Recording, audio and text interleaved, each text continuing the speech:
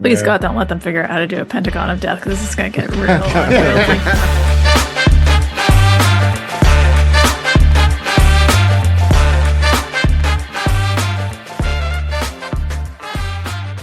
Welcome to amorephillyunion, where things are getting a little Old Testament.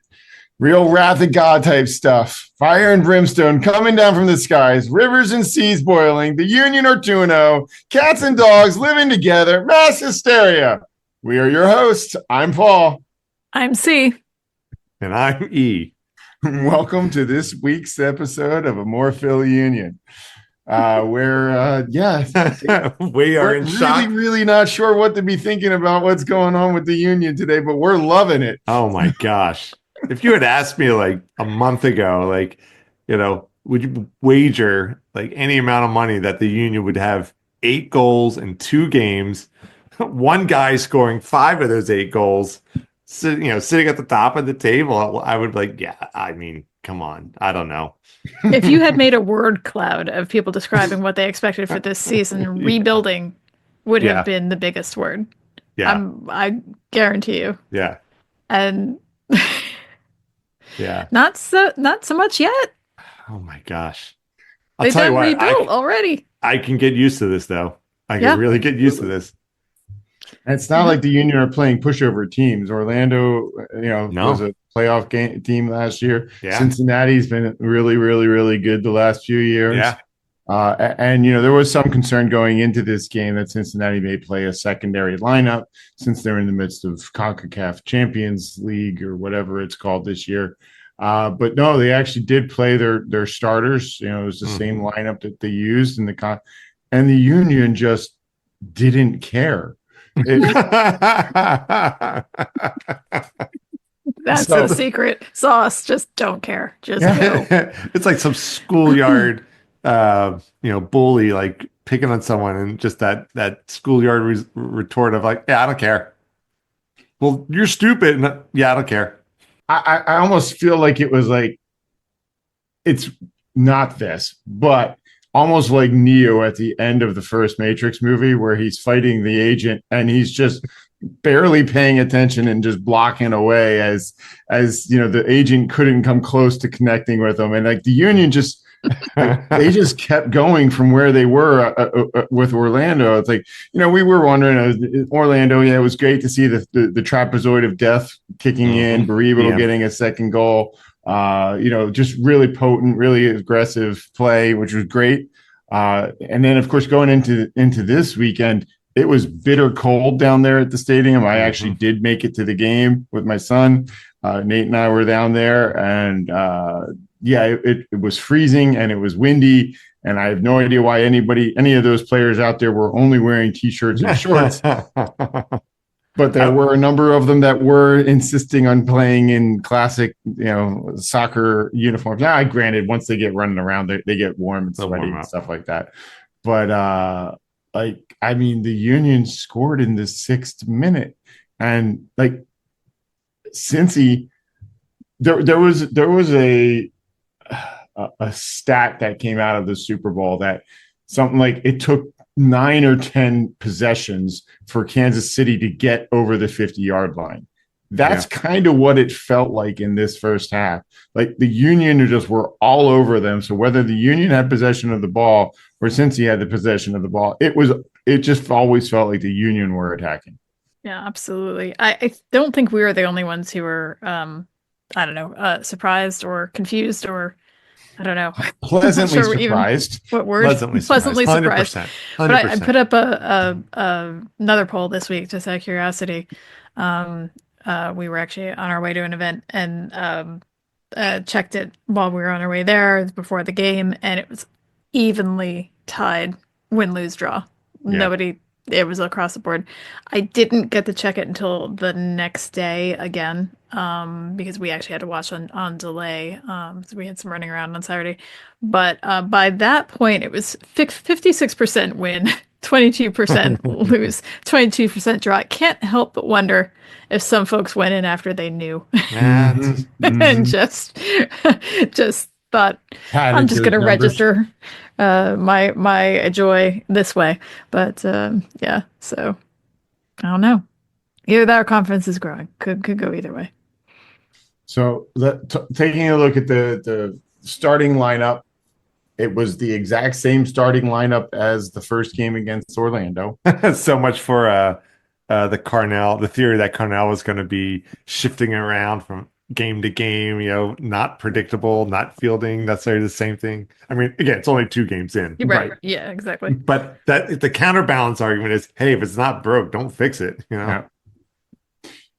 So it was good to see Blake in goal. Like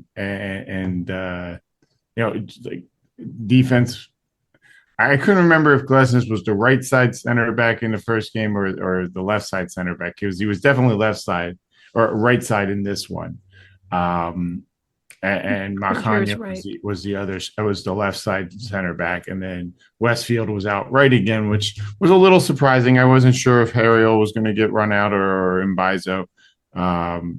There's some roster considerations with Westfield. Like, he can only start 6 games or play in 6 games. I can't remember which, as this current contract, or he has to get a full union contract or something like that.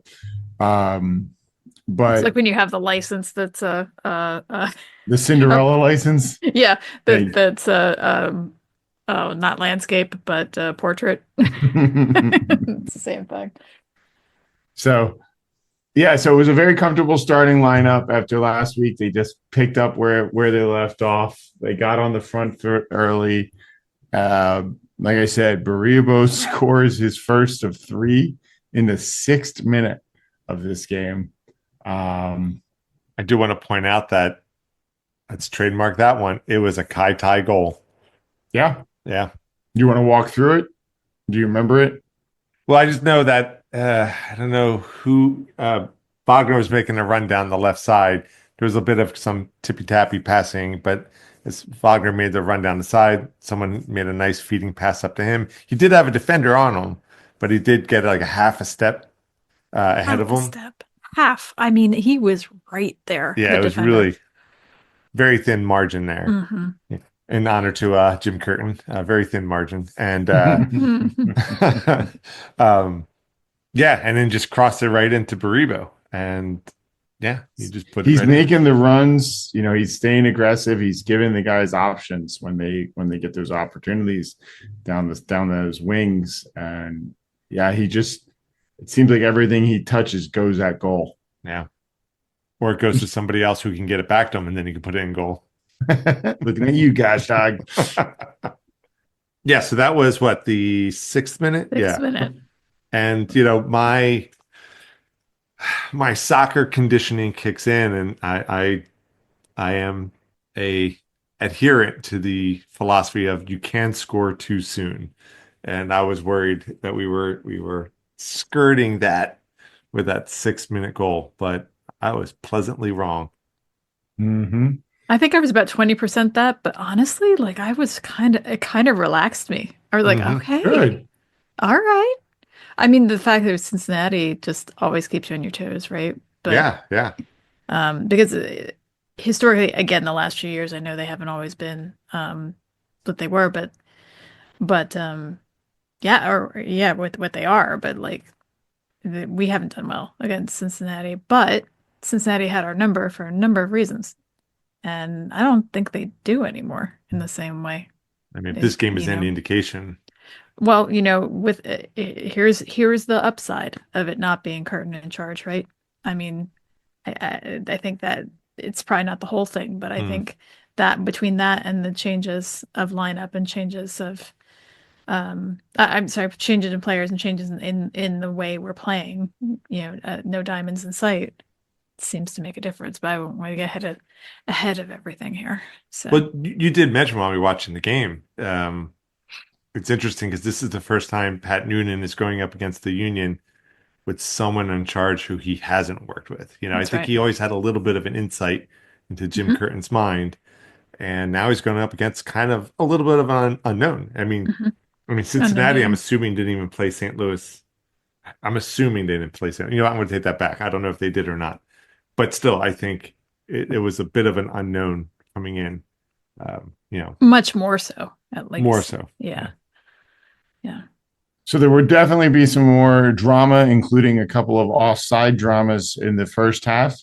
The first one, the Union did get the goal, did get credit for the goal, as I believe it was actually Kai made a pass to play it forward to open space that Gazdag could run into, and a Cincinnati player, at the time, I believe Gazdag actually was in an offside position, but the Cincinnati player made a defensive play on the ball, thereby negating any offside call.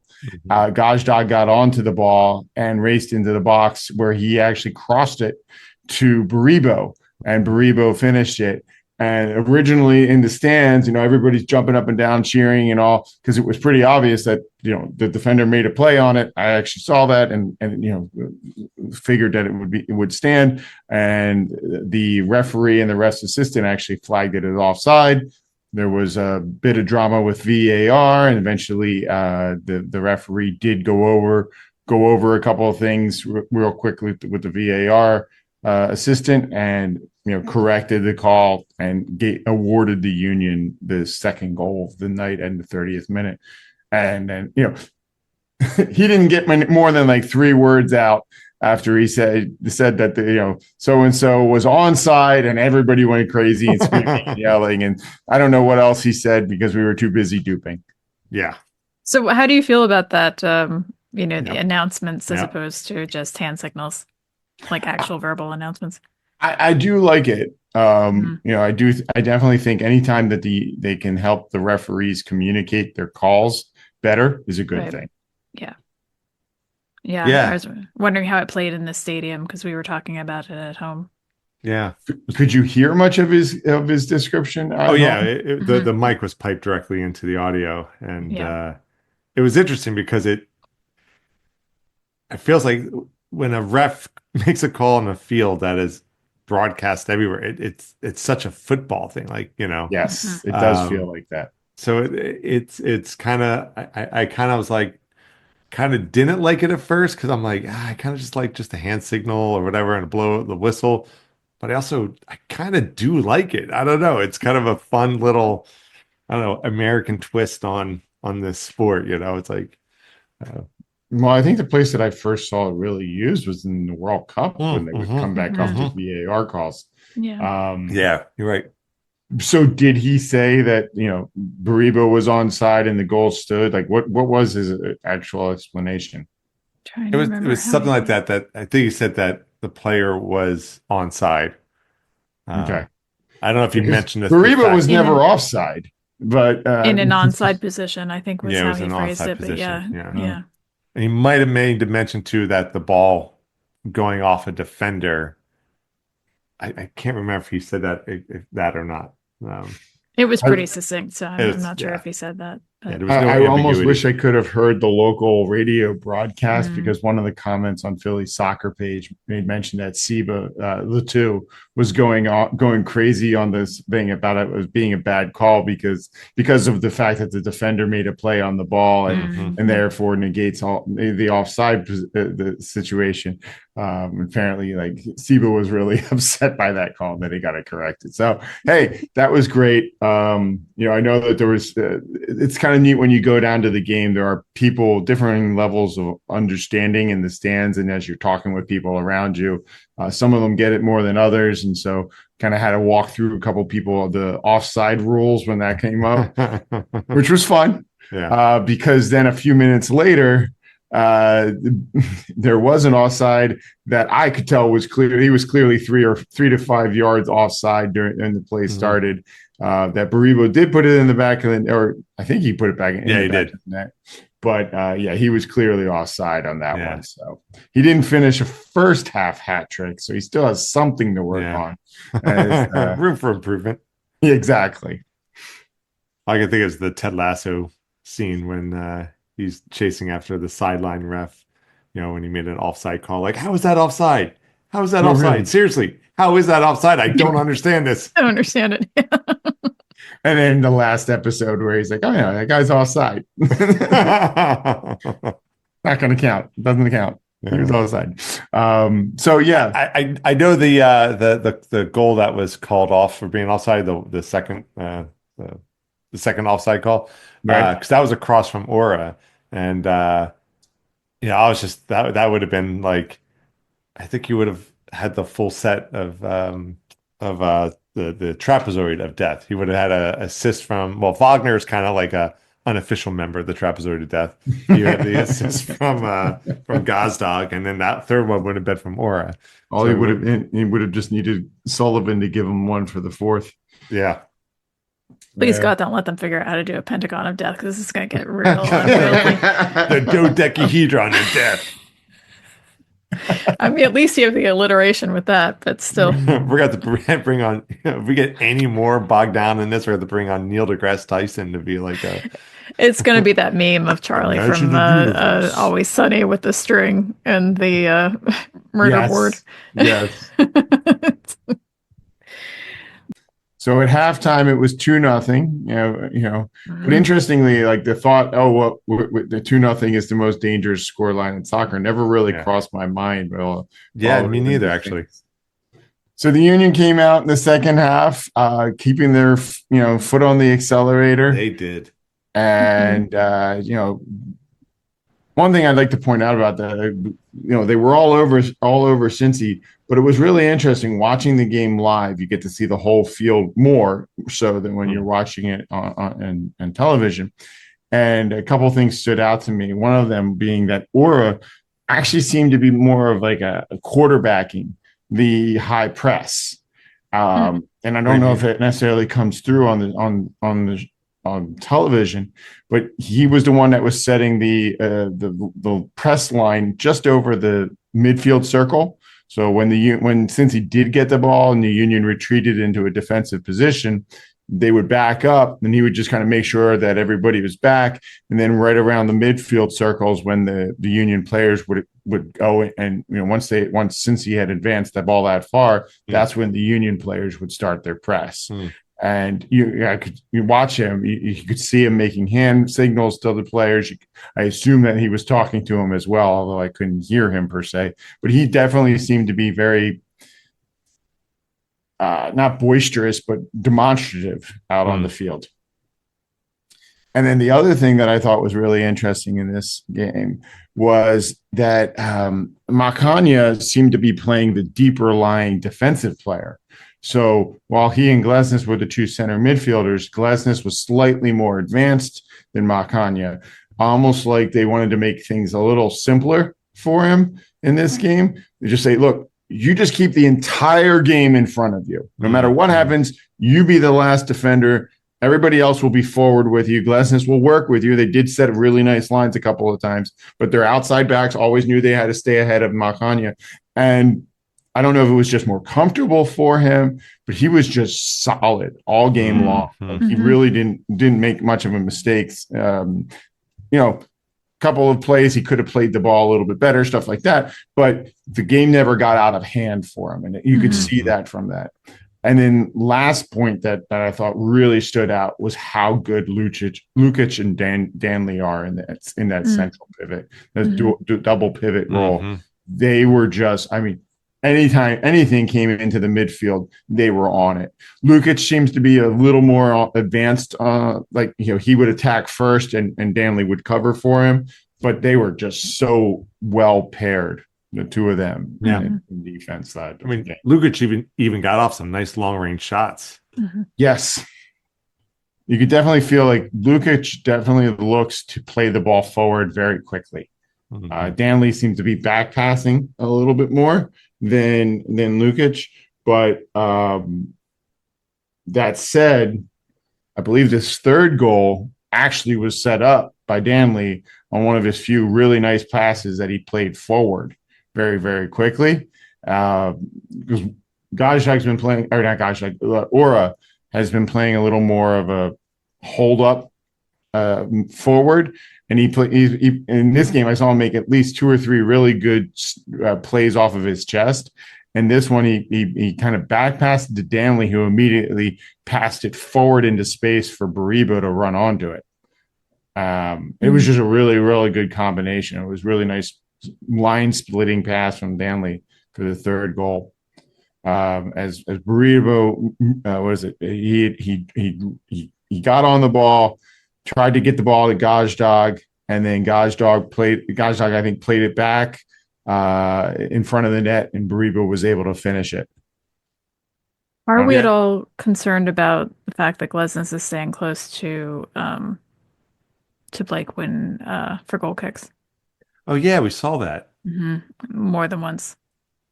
And he didn't actually take them, so it could just be, making sure there are no Psyops. shenanigans. Ooh, I hadn't thought of it. Yeah, But, Christy pointed that out mhm. during the game. She's like, And "Oh, now, why is Glesnes back to Blake?" Sorry, go ahead, Christy. I was just gonna say he didn't actually take any of them, Yeah. but he was real close a couple times. So I don't know, maybe it's just an opportunity to exchange information. Maybe it was just protection. I'm not sure. Maybe the Union is looking to stretch out the team in front of them a bit, make their forwards advance, make it so they could pass through the forward line. I don't know. That's a really interesting point, because obviously you're hinting on the fact that part of Andre's issues last year was leg strains. Right. And if he doesn't have to do those long passes more than a handful of time in a game, especially on a cold night like that where he's not getting a lot of business. Right. Yeah. There's some sense to that. hmm Absolutely. So I don't know. All right. So the Union now, early in the second half, up 3-0. Baribo celebrating his hat trick. And Cincy, though, is still Cincinnati, and they do have one of the best players in the league in Evander. And I felt like this one kind of almost felt like the Union took their foot off the accelerator a little bit. I don't know if that's how it felt when you guys were watching it, but the Union defense just kind of gave Evander a little bit too much space. He got 3/4 of a step on his defender, and he just put a really good shot. Let's be honest. Yeah. It was a really good low shot driven far side of Blake. Blake was partially screened. He made him dive for it, but he just couldn't get there in time, and Evander found the side netting. But yeah, to me, it felt like the Union just gave him a little too much space. Yeah. And if this is the level of discombobulation that we have to deal with, okay. Yeah. Yeah. I mean, I was expecting, a lot more mass confusion than this. So I'm sure Blake would prefer a clean sheet. Yeah. But I'll take it as long as they don't make a habit of it. If I think keep saying it 4-1. Yeah. Yeah, or 3-1 at this point in the game, but still, go on. I think it's interesting too, right? The question on what type of lineup Cincinnati was going to field. Like literally right before that goal, Cincinnati made 3 subs. So, I don't know if it's in the chaos of the new players coming on the field, but literally within that minute, players come in and Cincinnati gets a goal. That's a good point. So Yeah, fair point. Yeah, because that does change the game at least briefly. Yeah. And they hadn't had a chance to adapt. Whether they should or shouldn't have is a different story, but But speaking of subs, about the 10 Union minutes, made some of their own. yeah, 10 minutes later, Damiani comes in first time on the field for the Union. MLS debut, and it was while the rest of the night was all Baribo, Damiani did find a way to get that to not only make his debut but get his first Union goal. Baribo, and Damiani was there too. And once again, it's he's earning some of that contract. yeah, seriously. But before we go into more detail on the Damiani goal, the Union also made some subs before that. Obviously, Damiani came in. Indiana Vasilev came in for Gazdog, and Kevin Sullivan came in for Baribo. And those were in the 82nd minute. Yeah, and it almost looked like Indiana was playing up top with Damiani and it was a Sullivan and both the Sullivans in the attacking midfield spots.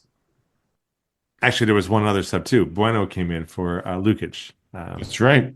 And he's sporting the everything old is new again. I guess he's back to his blonde hair. I guess he had that before at one point. I thought I was just getting on the Cavan bandwagon. I don't know. It kind of looks like Kevin is growing his out, so up is down Yeah. for sure. Dogs and cats sleeping together, like we living said together. at the beginning. Yes, Yeah. exactly. Anything else about the subs? I mean, it was good to see Indy get a debut. Cavan get more than just a 2-minute end of the game stoppage to kind of a sub in. He got a full 10 minutes or so of the game. Mm-hmm. And I believe Damiani just was not on the bench last week because I believe he just cleared his final visa steps this past week. So even though I know he was here, but I guess there was some paperwork left to figure out. So, but the goal was so surgical. I don't know if that's the right word, but just that long feeding. It was so deliberate. Yeah. From Sullivan, which, by the way, I appreciate it when the commentators were, talking about this goal. It's like, oh, the assist, the cross from Sullivan, and Damiani does that sliding, kind of tapping into the net as the keeper's coming out. But the fact that the commentators were saying, oh, from Sullivan, there was no ambiguity. We knew which Sullivan they meant. Yep. It was Quinn Sullivan. So I feel like it's Sullivan is Quinn Sullivan, and if you're gonna go one word for Cavan Sullivan, it's going to be Cavan. Yep. Yep. I agree. I used the word snipe in my notes, an absolute snipe. Yeah. That's what it looked like. Yeah. But that cross from Quinn was a thing of beauty too. Yeah. But it's great seeing our most expensive player transfer get that goal within, I don't know, 10, 15 minutes of him coming out. Or no, maybe 20 minutes. 20 minutes or so. Coming out of the field. So, and from a homegrown, so that's a nice combo. Yeah. I would like to say that I have a Scoops update. It's not so much news as it is a prediction on her part. Came in while we were recording. I have a prediction. I predict that if Baribo continues to play the way he is by midsummer, he'll be sold. Next text, just like Carranza. So I don't think we're over it. Yeah. Yeah. I don't know. I don't think that's. I don't agree with Scoops on that one, but let's hope not. Too early to talk about that. Too early. Too early. I don't know, but she's not. Scoops is being a joy killer. She does that. I mean, I think it's funny that she's still holding a little bit of a grudge there. Yeah. Yeah. Not over it. We gotta make her stop liking any player on the Union team. It's like that means they're gonna sell them. Don't do that. It sounds like she's dangerously close to liking Baribo then. I know. So while it was a really, really fun game to get to experience, there was a moment of remembrance for a former Union player who passed away suddenly. There was a nice little recognition and honoring of Holden Trent, who passed away. They had a moment of silence and a framed jersey presented to his family. Ian, you guys said that there was a 13, his shirt number on the field. Yeah. So hopefully, that inspired the boys to play particularly hard and get the win for him. Yeah, I know in the Jurgen Klopp line, right? Soccer is the most important of the least important things, but it's nice, in honoring Holden Trent, to have a win as well to kind of just make it hopefully as special of a day for his family. Absolutely. Also, in other honors, JP Della Camera did the opening drum. I think that was probably one of the most exciting drum.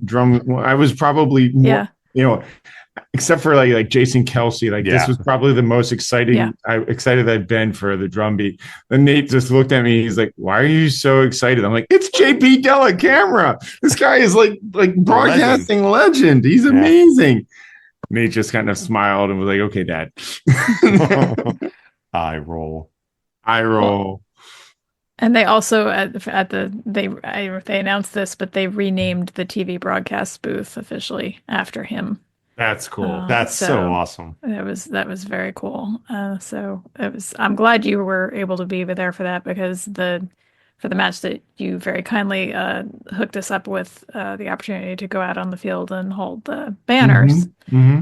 That was JP's last match. Oh, that's So right. we purposely picked the banner that was going to end aside. It was going to be as close to JP as we could get. Nice. So and luckily that worked out because sometimes when you make those plans, they don't. But Mhm. yeah, it's a nice little bookend for that too. It's good to So see him. some nice honors in the game before the game. The game wrapped very successfully for the Union, and then they Very. proceeded to get recognized by the league as Hmm. Baribo was named to the team of the match day. Quinn Sullivan was named as a substitute for the team of the match day, and Carnell won coach of the match day for Man. his Remarkable, performance. remarkable, really. I mean, I guess if you score a hat trick like Baribo, they kind of have to give it to you. But at the same time, it seems like if Messi puts on his boots, they give it to him. So whatever. He Yeah. Good doesn't even have to job. tie him; just has to put him on. That's all. Yeah. Oh man, yeah. I'm just enjoying these 2 weeks so far. Just, I know this can't last forever. I hope it lasts. 34-0, baby. Um, I mean, look, No, I'm not I would serious. love for the Union just to blow the doors off this season and just, yeah, blow the bloody doors off of it. But That's an Italian job reference, That by the is a yeah, way. deep cut, yeah. yeah. And not Um, the what not do we the drink for 2000s that one? version. Like, I Yeah. feel like it needs to be That's Michael Caine, right? grappa. I Yeah, don't know that's what's it. Michael Caine. Some Chianti. Anyway, um, I know like a couple of weeks ago, like one of the things I was asking was like, when can we, my question to Carnell and the Union Generals, when can we start to hope that this could be a season that's going to be not just a rebuilding season, that this is a season where we could go the distance.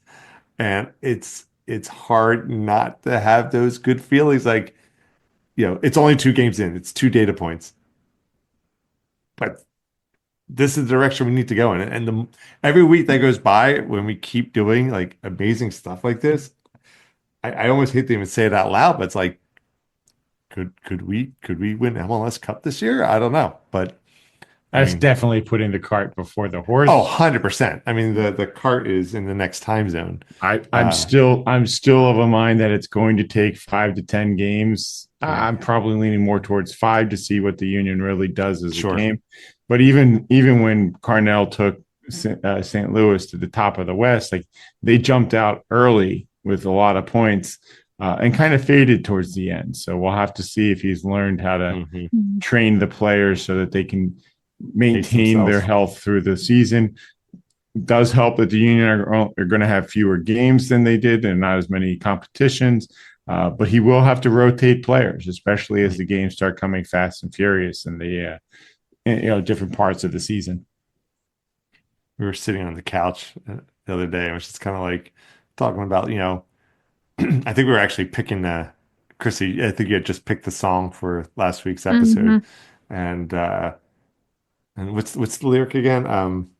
Because now I have the Uh, heavy song going through my head. do you let me know that I can dance? That's what it was, right? Hmm. And it's like, keeping with the narrative, it's like, yeah, I guess mom's new boyfriend's pretty cool. He's helping me with my algebra homework, and he's got a pretty cool car, and so yeah, he's okay. He's okay. No, it seems like the question out there now is how high can Baribo go? Can he sustain this in any Yeah, way? it does seem like There's a lot of hope. I'll tell you that. Yeah. are there? Yeah. A lot of hope that he will um continue. Yeah.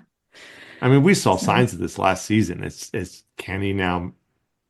Well, basically, kind of what Paul was saying. Can he maintain this level? Look. He's not going to be able to keep scoring two of and a course half not. goals a game. he's more than welcome to do it if he wants to. Yep. But can he maintain this? It's not just a spike of goals and then a 17-week drought. In a hopeful manner, it is the second hat trick he has gotten essentially since last summer's transfer window in July. Yeah. Because that's when he really started getting consistent play time when Carranza got transferred. And then Baribo was next man up. And since then, he scored one hat trick last fall. And then again, now he scored here against Cincy. And recognizing that since he was without Miazga, that since he was without the Hagland, two strong defensive players, that's still Cincinnati with Celentano in net and some good defenders in front of him. That's not easy, and the Union sliced them up again. I had a question for you guys. I wanted to see what you thought about this. It's only 2 games in. So it's probably too early to truly answer this, but do you think we are benefiting or will benefit from the fact that we are not in the side tournaments this year? Because I know they were talking about this, how Cincinnati had played a game, I guess, for the Champions League is going on already, right? So, do you think that will play into our hands? I do. I definitely think it will play, give the Union an advantage. They won't be as run down. They won't be as beat up over the course of the season. Yeah. They won't have to, balance, for lack of a better word, the games to be like, all right, do we put our starters in for this game, an MLS game now when we know we have this other tournament game coming up? Yeah, I definitely think that will be a simpler set of decisions for the Union. If they really do play in the U.S. Open Cup like expected, I mean they have it scheduled. Right. That's going to be the only outside competition that it looks like they're going to be involved in this year. And that, if I remember correctly, tends to be fairly spread out. Open Cup. At least at first, right? Yeah. The games are not. It's not. I think the first game is in May. I think this is when it is. It's a midweek game. I do remember that much. And to echo Jillian when she was on our podcast, now since we have it back, and on her own podcast. Yep. Once we have it back, folks, please show up. Please go if you can. Yeah. Yeah, I think I agree with you, Paul. I don't have much to add, really. I think just sometimes, maybe it works out well with this being Bradley's first season with the team. You're not spinning 20 different plates. You only have the season, the regular league. You have Open Cup. Are we in Leagues Cup? No. No. Nope. We're just in Open Cup in the season. Kind of keep it simple, stupid. Exactly. So yeah, I think that. I mean, because remember last year, even Blake was publicly going on about just the wear and tear on players. It's just so many games. Yep. So. That makes me wonder now because I'm assuming a lot when I say all of this, but that St. Louis's first year, they would have pretty much had their season. Maybe, I don't know if they were in an Open Cup or not, but then the second year, they did so well. The second year, they had, I would assume, more side tournaments. So I wonder if that could be part of the reason why the Carnell's second year didn't go as well. Could be. It certainly makes some sense. Yeah, and just as we're talking about it, just thinking about it a little. But hopefully, he has learned stuff about how to balance player workloads and how to make sure that players get rest so that they stay healthy and unhurt. But yeah, we'll see. Absolutely. Yeah, I think it's just been a question that's been out there, like what happened from year 1 to year 2. And if that answers some things, then yes, hopefully he has learned some lessons from that and can manage it a little bit better if that was indeed the case. But for right now, the games are coming one a week, which is nice. The Union get a full week to prep and recover and train for the Revolution game this coming weekend in New England, in Foxborough on the turf. I wonder if that will be changing up who starts. Does he put some of his give some of his older players a little bit of a rest, the ones that may not want to play on turf as much, and bring in some other guys that don't really mind and want to get some minutes. Yeah, I would kind of wonder if we would see a little rotation here. Yeah. I don't know Yeah. if it's the Revs home opener or not, but definitely playing in the cold in New England can be tough. Hmm. Well, it is March, so it could be anything from 6 degrees to 70. Well, True. let's be True. honest. Very Yeah. true. Lousy March weather, right? Lousy March So weather. March is the petri dish of months, as As far a as I'm concerned. March comes in like a lion and goes out like a jerk face lion. I don't know if I haven't really been paying a whole lot of attention to Revolution, but they struggled hard last Hmm. year. So Yeah. gotta feel like the Union at least have a 50-50 shot of coming away with points in this one. What else we got? What else we got, Well, boys? let's talk about the Revolution game. So, I mean, again, not trying to predict anything, but kind of what are you hoping for? Um, yeah, I think it's interesting. So what I would like to see is a little rotation. Yeah, I'd like to see Gajda get a rest. I'd like to see Glesnes get a rest. Um, and not a whole lot of change because you don't really because they've done studies and you don't really want to see a wholesale switch of teams, but I think get some players out there that need some time, get some practice, get some minutes at a high level against other MLS teams. So I would like to see Bradley, either maybe both give some players a rest and try a different approach to the game. The high press certainly works, certainly is very effective. Maybe he wants to keep him working on that. But maybe the formation you might change it up a little bit and like do a 4-2-3-1 or something. We'll see. That's kind of what I was thinking though.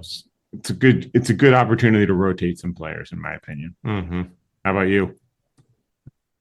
yeah. I mean, I'd be interested in seeing some new players or new lineups on the field. Um, I like to see the Union keep playing with their heads up, playing the soccer that they want to play, and hopefully that gives us at least a draw. Um, yeah, I mean, I think the Union coming away from a loss, it'll pop the bubble a bit for me. I mean, Okay. the bubble's going to get popped eventually, but it's just kind of, New England.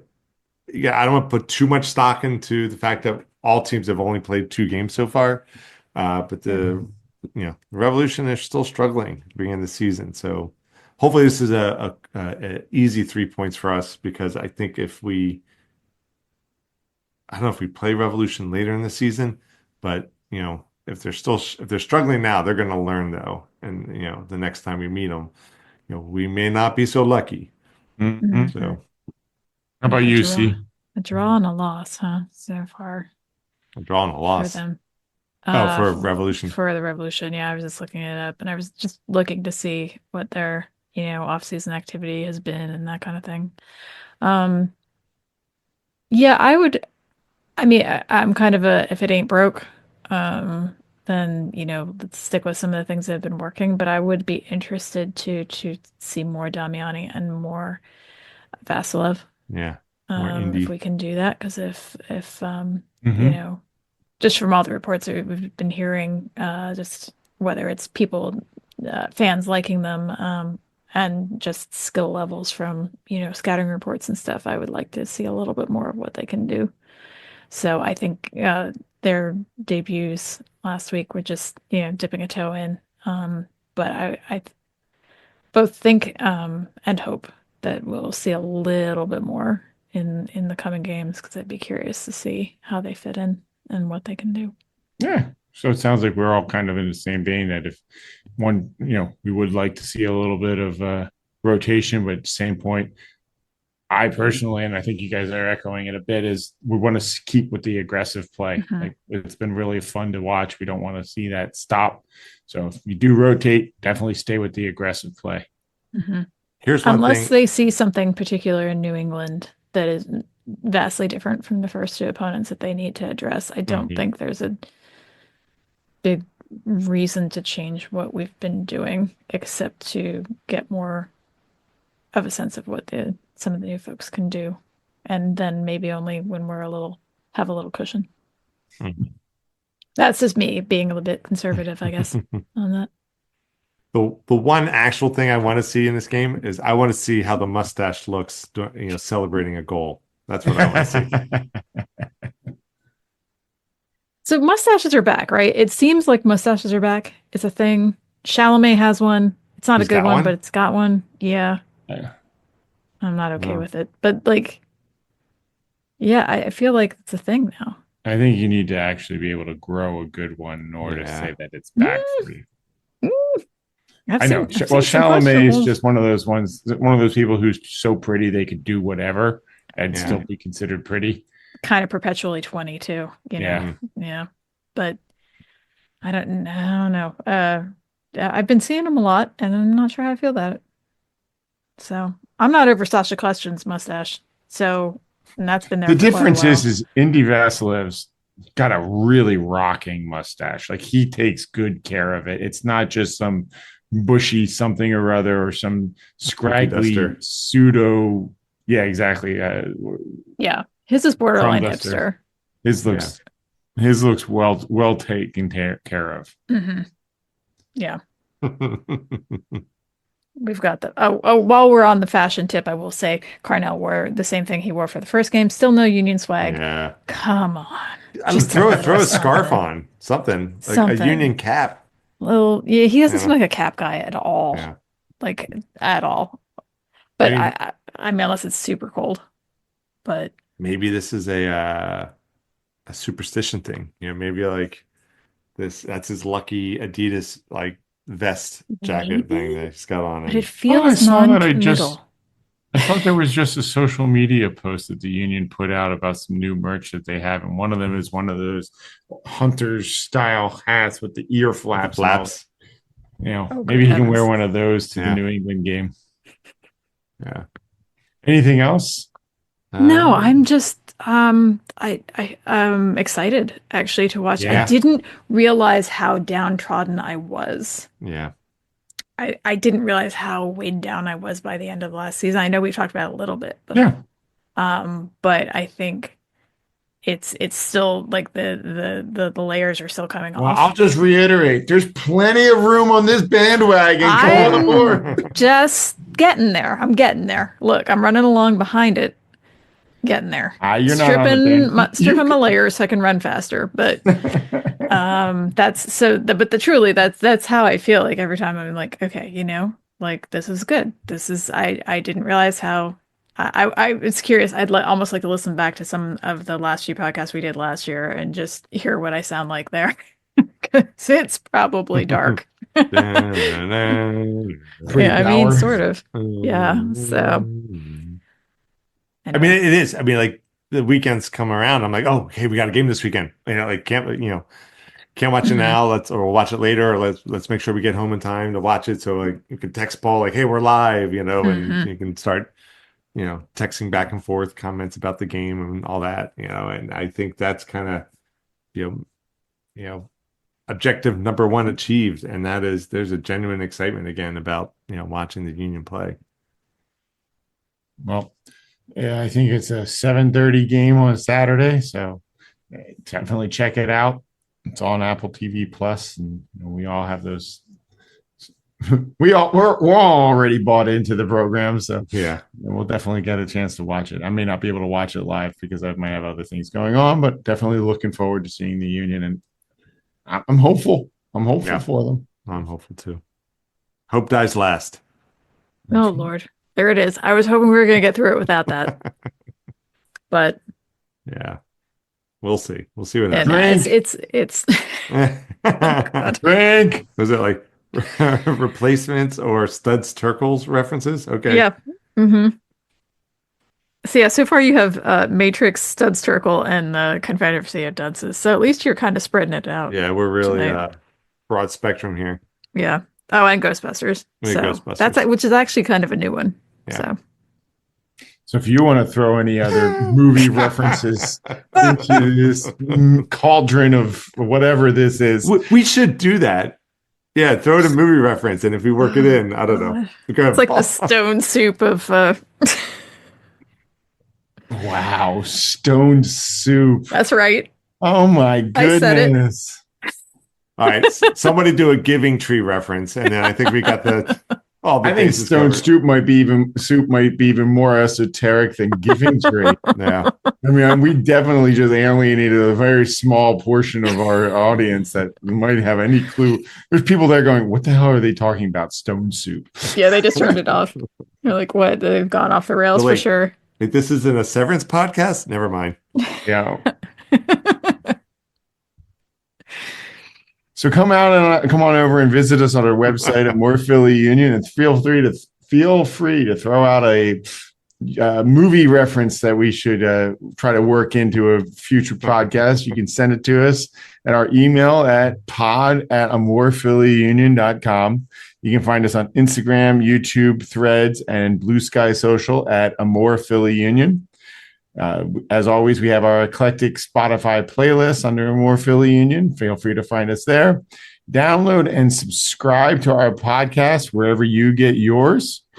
And while you're surfing the internet, feel free to show some love to one of our favorite forces for good, the Philadelphia Union Foundation. Check them out at philadelphiaunionfoundation.org.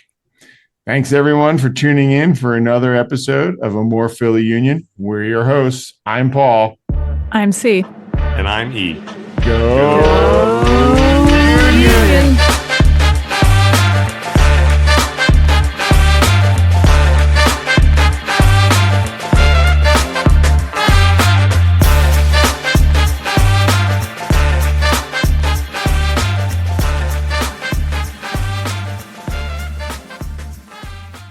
Fire and brimstone coming down from the skies, rivers and seas boiling. The Union are 2-0. Cats and dogs living together. Mass hysteria.